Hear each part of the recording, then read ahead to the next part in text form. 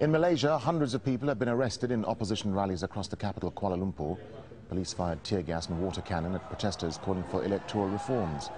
Authorities had declared the rallies illegal and sealed off parts of the city in advance to try to deter demonstrators.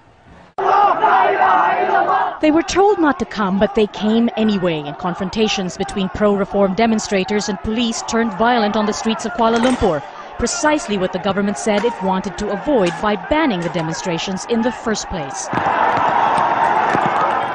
Tens of thousands came in clusters, hoping to make their way through different routes to Merdeka Stadium, the site of Malaysia's declaration of independence from Britain over 50 years ago.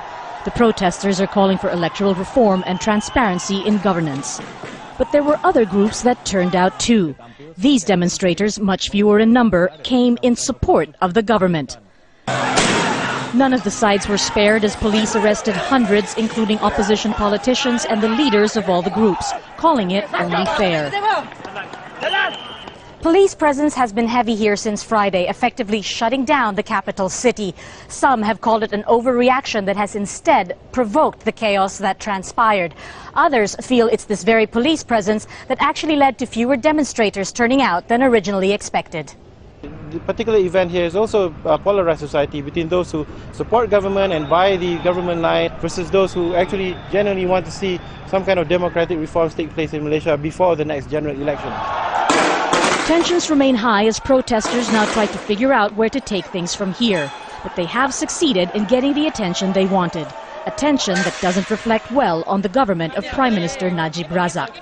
This is a nation that cannot hide nor ignore its deep divisions for much longer. Margo Ortigas, Al Jazeera, Kuala Lumpur. In Malaysia, hundreds of people have been arrested in opposition rallies across the capital, Kuala Lumpur. Police fired tear gas and water cannon at protesters calling for electoral reforms. Authorities have declared the rallies illegal and sealed off parts of the city to try to deter demonstrators. You can find the latest on all those stories and much more at aljazeera.net/English.